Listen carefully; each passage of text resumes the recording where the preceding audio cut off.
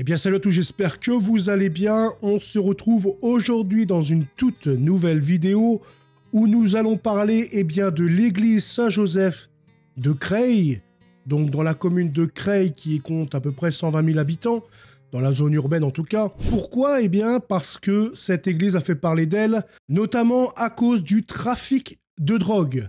Oui, il y a depuis 1 ou 2 mois des trafiquants de drogue qui sont venus prendre place de l'autre côté de l'église. On va pas pouvoir le voir là sur Google Street View, mais en fait, vous avez un porche juste là qui relie donc cette petite rue à l'autre, de l'autre côté.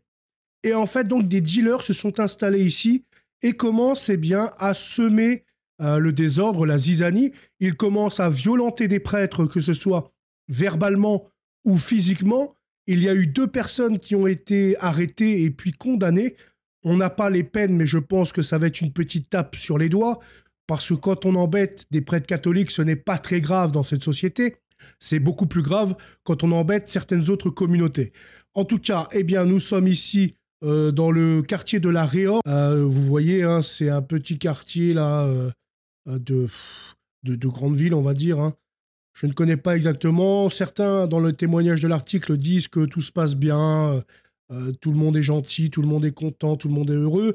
Mais quand je vois déjà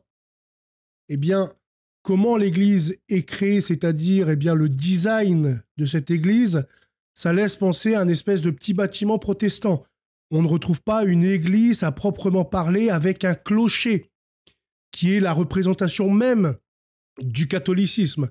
Donc on peut voir également par là qu'il y a aussi donc une espèce d'autocensure du clergé de l'Église catholique quand il est question de construire des églises dans un milieu racaillisé, on va dire, dans des milieux de cité, etc.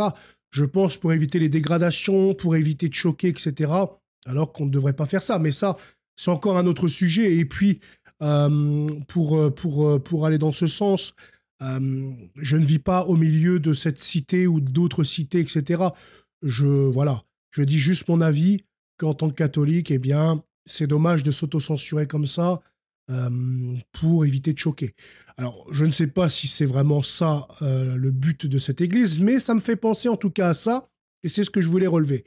Parce que là, l'église, excusez-moi, ressemble à un bâtiment lambda, on dirait une salle de prière protestante. Donc le sujet aujourd'hui, c'est toutes ces racailles qui viennent vendre de la dope aux abords de l'église catholique, de cette petite église catholique, et surtout qui viennent victimiser des prêtres, les insulter, et puis les agresser physiquement, jusqu'à venir dans leur voiture pour les menacer, etc.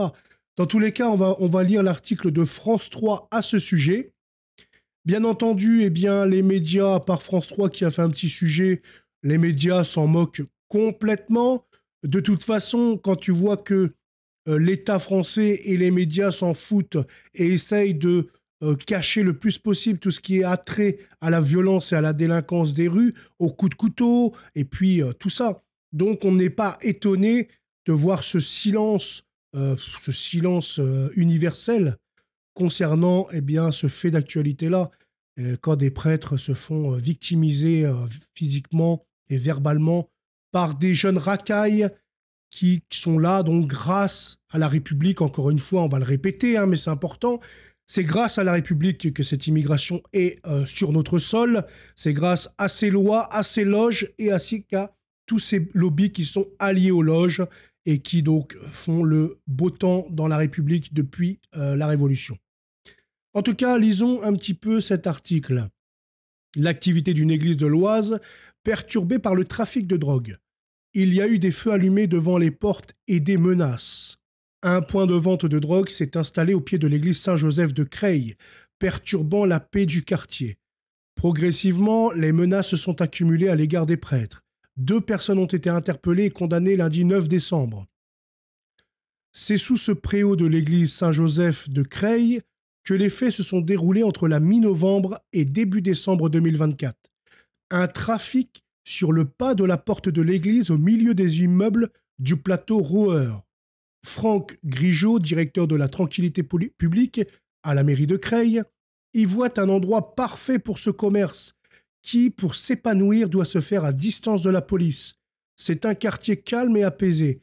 Le quartier ne fait pas parler de lui. Et puis, nous sommes sur un site avec un certain nombre d'axes entrants et sortants avec une visibilité dans plusieurs directions.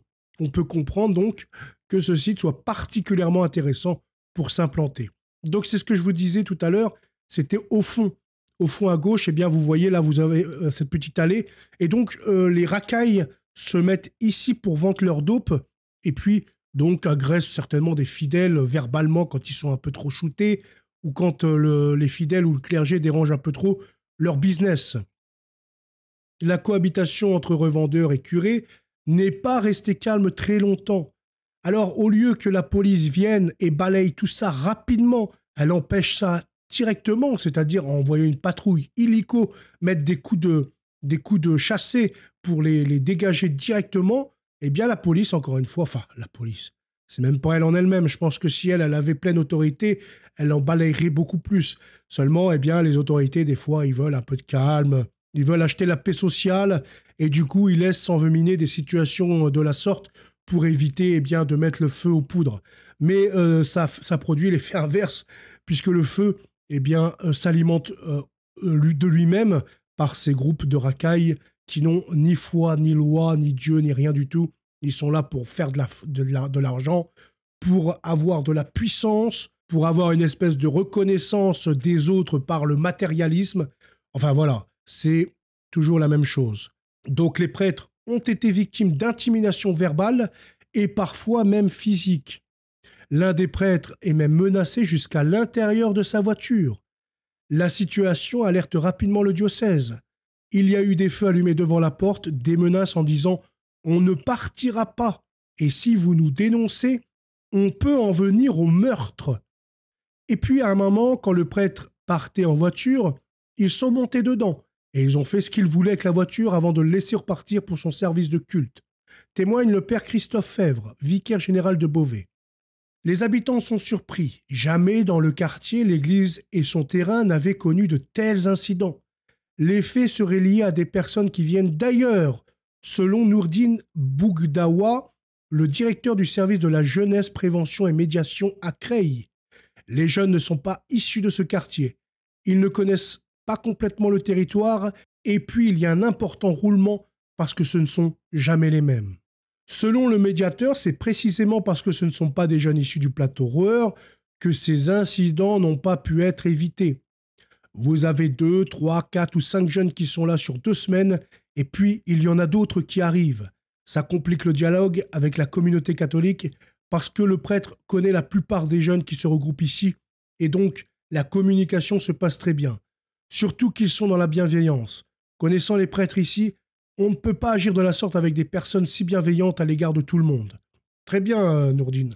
Mais dans ce cas-là, alors, si cette communauté catholique est très appréciée et très appréciable, alors qu'attendez-vous pour, déloger ces racailles qui viennent nuire à votre quartier, qui viennent nuire à la tranquillité de la population et de l'Église catholique, tout en sachant que, là, dans l'immédiat, ça perturbe l'office religieux, l'Église catholique, la messe, les fidèles, les prêtres. Mais dans peu de temps, vu que l'État laissera faire de toute façon, ou alors va mettre un petit coup vite fait pour dire qu'on a fait quelque chose, mais du coup, ça va impacter en fait tout le voisinage. Ça va impacter tout le quartier. Ça va devenir un quartier de merde. On est bien d'accord. Donc, pour éviter d'en arriver là, je pense qu'il faut quand même employer des moyens. Je ne dis pas qu'il faut remplacer la police, mais de temps en temps, si c'est ton propre quartier, eh bien, il y a des pères de famille qui ne veulent pas voir leur quartier s'envenimer et voir leurs enfants tomber dans cette délinquance et cette racaillisation des vendeurs de drogue, etc. Donc, il faut aussi prendre des moyens pour rétablir la paix. En tout cas, de toute façon, pour ces prêtres, eh bien, malheureusement, il va falloir passer par la prière. Là, il y a eu 2 condamnations, mais on n'en sait pas plus. On ne sait pas ce qu'il en sera. De toute façon, comme je te dis, ça serait une tape sur les doigts. Et puis, ceux qui ont été condamnés seront remplacés illico par d'autres personnes. Donc, en fait, ce problème va continuer pendant très longtemps. Pendant très, très longtemps. À moins que l'État décide, ou le maire, par sa police municipale, décide de vraiment prendre le problème à bras-le-corps. Et c'est tout à fait possible. Tu peux très bien poster des patrouilles de policiers municipaux aux alentours, eh bien, pendant 1 semaine, 2 semaines, 3 semaines, voilà, faire des rondes et dégager les mecs à chaque fois qu'ils sont là. Dégager, revenir, etc. C'est le jeu du chat et de la souris. Mais au bout d'un moment, quand ces dealers, en fait, eux, le but, c'est l'argent, eh bien, si tu les empêches de faire de l'argent, même sans les dégager, vous restez à côté. En fait, les clients ne viendront de toute façon pas. Donc, ils seront obligés de partir. Donc, c'est comme ça, tu les prends l'argent. Si tu n'oses pas aller les déloger physiquement, parce que après, bon, ça en découle énormément de problèmes juridiques. Ça, on est tout à fait d'accord. L'État protège les agresseurs plutôt que les victimes. Les juges rouges protègent les agresseurs plutôt que les victimes. C'est à la victime de, limite, assurer une plus grande défense que les agresseurs dans ce pays parce qu'ils ont limite tous les droits. Heureusement que ce n'est pas tous les juges, mais une grande partie des juges en tout cas. On peut voir l'injustice aujourd'hui à tous les niveaux. En tout cas, eh bien, voilà pour ce fait d'actualité. N'hésitez pas à prier pour cette communauté de Creil. N'hésitez pas à prier pour ces prêtres qui font face à tant de violence. Et comme je le disais au début de vidéo, c'est également peut-être aussi pour ça que les églises de cité ou de quartier ou de grandes villes ressemblent plutôt à des bâtiments modernes de la préfecture, plutôt eh bien, qu'à une vraie église. Parce que du coup, ils se disent, bon, il faut apaiser un petit peu, il faut éviter de trop se montrer dans des quartiers qui peuvent être islamisés, dans des quartiers qui peuvent être évangéliques ou protestants ou je ne sais quoi, ou contre la racaille. La racaille n'aime pas tout ce qui n'est pas, tout ce qui est catholique, etc. Parce que le vrai Dieu, eh bien, ils les ont en horreur. En tout cas, voilà pour cette vidéo. Je vous souhaite une très bonne journée. À bientôt. Salut.